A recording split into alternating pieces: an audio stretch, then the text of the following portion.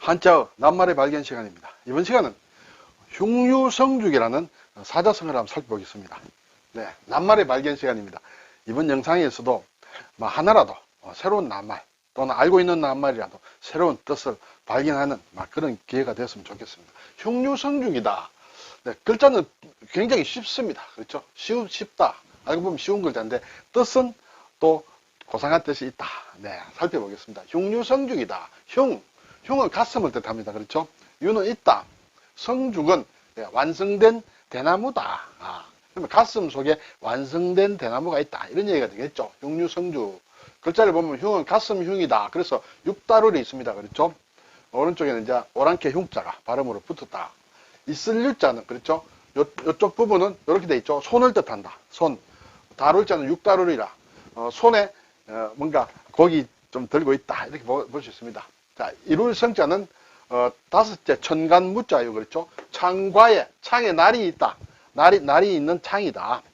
여기에는 오른쪽은 말하자면 고물의 정자인데 못을 뜻한다. 못으로 이렇게 어떤 도구를 가지고 못으로 공사를 해서 완성한다. 이렇게 볼 수 있습니다. 자, 대죽자는 대나무의 모양이다. 그래서 흉유성죽이다. 자, 우선에 성죽이라는 말을 국어사전에서 보겠습니다. 화가가 그림을 그리기 전에 마음속으로 이미 대나무의 모양을 구상한다는 뜻이다. 그림을 그릴 때 글쎄요, 직접 하나하나 보면서 이렇게 그릴 수도 있겠지만은 또는 어떤 그림을 마음속에 가지고 있고 그려놓고 그것을 그린다. 그런 뜻이다. 그래서 미리 마음속에 세운 계획을 이루는 말이다. 다른 말로 하면 계획이라고도 할 수 있다. 자, 이 성죽이라는 낱말이 어디서 왔느냐? 결국은 흉유성죽에서 온 말이다. 그렇죠? 앞에 말과 뜻은 같습니다. 성죽이나. 대나무 그림을 그리기 이전에 마음속에 이미 완성된 대나무 그림이 있다는 뜻으로 일을 처리하는 데 있어 이미 계산이 모두 서 있음을 비유하는 말이다. 그렇죠? 뭔가 일을 할 때 마음속에 계산이 다 돼 있어야 된다. 그렇죠? 준비가 철저히 돼 있어야 된다. 그렇게 되면 일을 순순히 이렇게 잘 할 수 있다. 이것은 이제 그림을 그리는 방법과 관련이 되지만은 그렇게 우리가 비유적으로 얘기할 수 있다. 그래서 성죽, 흉죽이라고도 하고 또는 흉중성죽이라고도 하고 또는 성죽이라고도 한다. 이렇게 되겠죠. 자, 이 말은 어디서 온 말인가?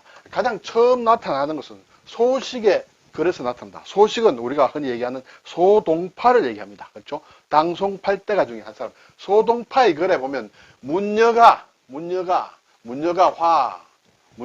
그림을 그렸다는 얘기죠. 문여가 운당이라는 계곡이 있다. 운당곡의 은죽은 이제 비스듬히 쓰러졌다. 이렇게 쓰러진 대나무를 운당곡에 쓰러진 대나무를 그린 그거에 대한 글이다. 이렇게 되겠습니다. 자, 소식이 문여가라는 것은 사람 이름입니다. 소식은 1037년부터 1101년까지 살았고 호가 동파다. 그렇죠? 근데 그 시대에 같이 살았던 문동이라는 사람이 있었다.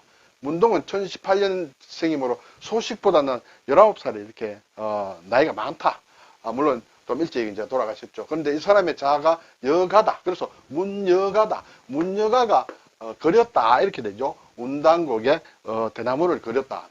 이 사람은 대나무를 굉장히 잘 그렸다. 예, 굉장히 잘 그렸다. 그래서 자기 집 앞에 있는 대나무 숲이 있는데 거기에 항상 가서 대나무를 살펴봅니다. 예.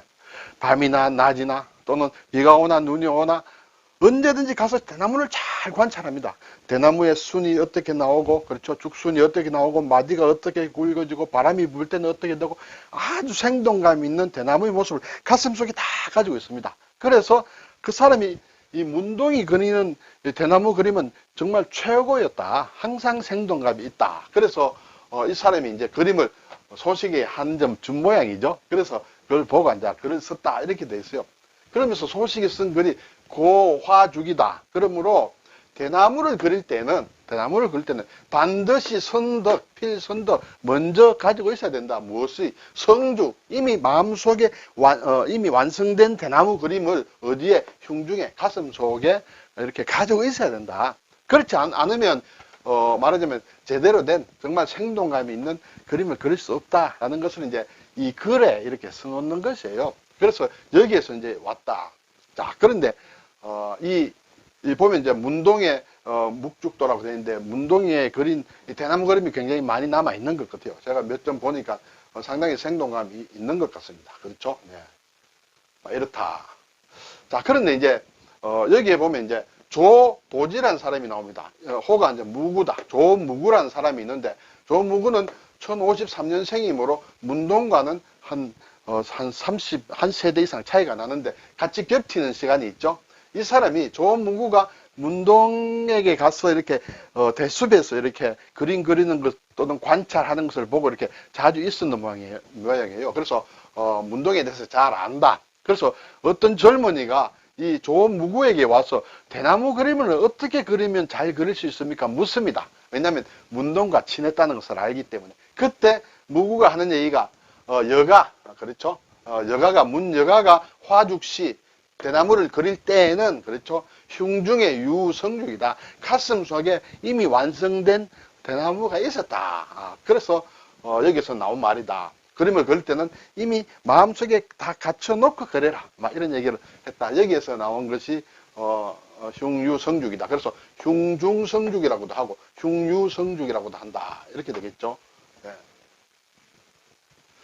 자, 그런데 여기 보면 이제 운당곡이라고 했습니다. 그렇죠. 운당곡은 이제 이 시대에 있었던 이제 어떤 계곡인데 아주 왕대가 아주 많이 있었는 그런 계곡이다. 그래서 우리나라에 보니까 지금 예전에 다산 정약용이 유배를 했던 강진에 가면 아마 백운동 원림이 있는 모양이에요. 거기에 아주 경치가 좋은 곳을 이렇게 쭉 연결해 놨는데 거기에 제12경이 운당원이다. 이렇게 다산이 이름을 그렇게 지었다. 운당원이라는 것이 이제 왕대밭인데 앞에 나오는 소식에 글에 나오는 제목, 거기에서 나온 것이다. 라는 것을 우리가 알 수 있습니다.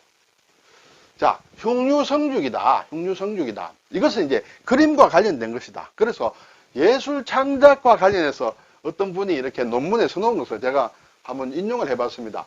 이것을 보고 이제 예술 창작, 특히 대나무를 그린다는 것은 주로 동양에서는 인문화와 관련이 되죠. 인문화. 그렇지 몰라도 어떤 사람이 이제 이론적으로 낸 결론이 마음속의 대나무가 중요하다. 흉중의 성죽이 되므로 그렇죠. 중요하게 겉으로 보이는 대나무의 형은 모양은 별로 중요치 않다. 막 이런 거. 그리고 또는 또 두 번째로는 대나무를 그리기 전에 대나무에 대한 대상 파악이 온전히 이루어지고 또 그리고 나서 세밀히 그려야 된다는 두 개의 예술 창작의 이론과 관련해서도 이 말이 쓰인다는 것을 제가 읽었습니다. 자, 글자와 관련해서 가슴 흉자와 쓰는 것이 우리의 사람의 인체에 있으므로 많은 낱말을 쓰겠죠. 흉상이다. 그렇죠? 어떤 상을 만들 때, 동상이라든지 만들 때 이렇게 사람의 가슴 윗부분만 만든 것이 흉상이다. 그렇죠? 흉배다.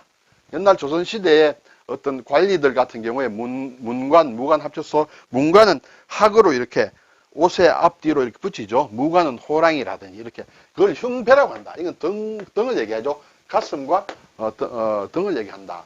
흉곽이다. 흉곽. 우선 성곽을 얘기하죠. 이렇게 가슴통을 얘기합니다. 그렇죠? 흉곽. 흉위다. 가슴둘레다. 그렇죠? 우리 어릴 때는 흉위 이렇게 신체 검사를 하게 되면 이렇게 가슴둘레도 재고 하죠. 그렇죠? 근데 흉위. 흉부다. 흉부. 가슴 부위다. 흉부 외과다. 네, 그렇죠? 흉통이다. 가슴이 아프다. 흉중이다. 가슴 속이다. 그래서 마음 속을 얘기한다. 흉중. 저 사람의 흉중은 헤아릴 수가 없다. 흉산이다. 가슴 속으로 계산하는 것입니다. 속셈을 얘기한다. 속셈. 흉산이다. 흉장이다. 담을 얘기한다. 흉장 또는 흉벽이다. 예를 들어서 성 같은 것이 있을 때 그 위에서 이렇게 성을 방어하기 위해서 성 위에 다시 조그만 뭔가 이렇게 위에 이렇게 숨으면서 총이나 활을 쏠 수 있는 담장을 만듭니다. 그것이 가슴 부위까지 올라온다 해서 그런 것을 담이나 벽을 흉장, 흉벽이라고 한다. 또 우리가 흉과 가슴 많이 쓰는 것은 흉금이죠. 흉금을 털어놓고 이야기하자. 가슴을 털어놓고 금은 옷깃을 얘기합니다. 그렇죠? 이 옷깃을 풀어제치고 그렇죠? 그래서 털어놓고 얘기를 한다. 이렇게 되죠. 흉장이다. 우리가 훈장 같은 걸 보게 되면 가슴에 다는 훈장이 있습니다. 그렇죠? 또는 훈장일 수도 있고 어떤 말하자면 마크 같은 그렇죠? 그런 것을 가슴에 다는 훈장을 흉장이라 한다. 금장 여기 흉금은 이제 옷깃이라 했습니다. 옷깃에 다는 훈장 같은 거, 배지 같은 것을 얘기한다. 학교 다닐 때 다는 배지일 수도 있고 뭐 군인들의 계급장일 수도 있고, 그렇죠? 또는 정식 훈장에서도 이렇게 옷깃에 다는 것을 금장이라고 한다. 이렇게 되죠. 네. 자, 이것이 이제 기본이 되는 게 흉화 흉자다. 어떤 곳에 뭐가 빠졌다. 그렇죠? 빠져 있다. 뭐 동물이 빠질 수도 있고, 사람이 빠질 수도 있고, 흉하다. 그런 얘기가 되겠어요. 길흉이다. 그렇죠? 길흉 화복할 때 길한 것과 흉한 것이다. 흉자가 들어가는 낱말도 굉장히 많습니다만, 흉계다. 어떤 흉계를 부린다 할 때, 그렇죠? 음흉하다. 흉가다. 그렇죠? 흉년이 들었다. 흉악하다. 막 여러 가지가 있다. 그리고 여기에 위에 쌀포자를 얹으면 오랑캐 흉을 뜻한다. 그러면 흉노다. 대표적인 오랑캐 흉노족이다. 흉노. 네. 그리고 흥가리를 흉아리라고 한다. 옛날에 음력을 해서 흉아리라고 했다. 이외에는 별로 잘 안 쓰인다. 그리고 흉할 흉자 아래 이제 어진 사람을 뜻하는 것을 넣으면 이것도 흉하다는 흉할 흉이다. 주로 이 글자는 거의 같이 쓴다. 거의 같이 쓰는데 우리가 많이 쓰는 낱말 중에 원흉이다. 어떤 우두머리다. 그렇죠? 저 어떤 범죄 집단의 원흉이다 할 때는 이 흉한 흉자를 쓰지 않고 이것을 쓰고 있다라는 것을 알 수가 있습니다. 오늘 흉유성죽이다. 가슴 속에 이미 그림은 완성된 대나무가 들어있다. 그렇죠? 준비를 확실히 하고 해서 무엇을 하는 것, 그런 것을 흉유성죽이라 한다. 일본과 중국도 같은 글자를 쓰고 있다.